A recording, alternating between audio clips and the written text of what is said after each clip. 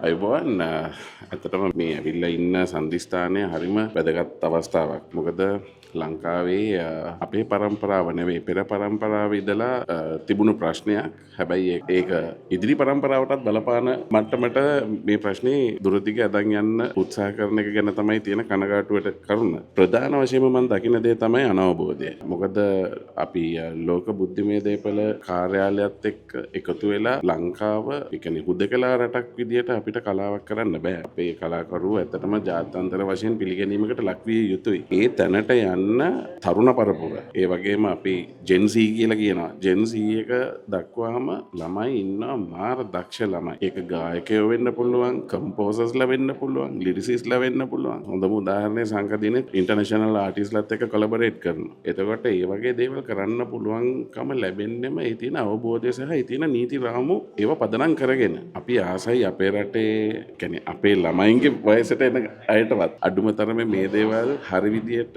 අත්විඳින්න පුළුවන් වෙනවා නම් ඒක තමයි ලොකුම ප්‍රාර්ථනය. මොකද නිර්මාණ ශිල්පියෙක් ස්ටුඩියෝ එකක් ඇතුලේ මැරීගෙන කරලා එතකොට ස්ටුඩියෝ එකට ගායකයෙක් හෝ ගායිකාවක් ආවට පස්සේ ඒ මෙලඩි එක කියලා දීලා පද රචකයා විසින් ලියපු පද ටිකේ තේරුම ඒකේ ව්‍යාකරණ පැත්තෙන් හෝ ඒ සියලු දේවල් වල අඩුපාඩු තියෙනවා නම් ඒවත් හදලා ගායකයා හෝ ගායිකාවගේ අඩුපාඩු ස්ටුඩියෝ එක ඇතුලේ 10 වාරයක් හදලා ඒගොල්ලන්ව ෂයින් කරලා උඩට දාන්නේ මේ අහිංසක කම්පෝසර්ස්ලා ලිරිසිස්ලා. ඉතින් එහෙම අයට ගරහන්න එපා. එහෙම පුදුමාකාර මහන්සියක් වෙලා ඒ නිර්මාණ කරන්නේ. ඉතින් ගායකයෙක් හෝ ගායිකාවක් ඔවුන් අනිවාර්යෙන්ම මේ තියෙන නීතිමය රාමුව මේවා ඉගෙන ගන්න. මේ ක්ෂේත්‍රයට එන්න කලින්ම ඒ දේවල් හරියට හදාරලා ගීතයක් කරන්න පටන් ගන්නවා නම් වඩා හොඳයි. ඉතින් මම කියන්නේ ආදරණීය කලාකරුවෝ සියලු දෙනා ගායකයෝ ගායිකාවෝ නිර්මාණ ශිල්පීන් හැමෝම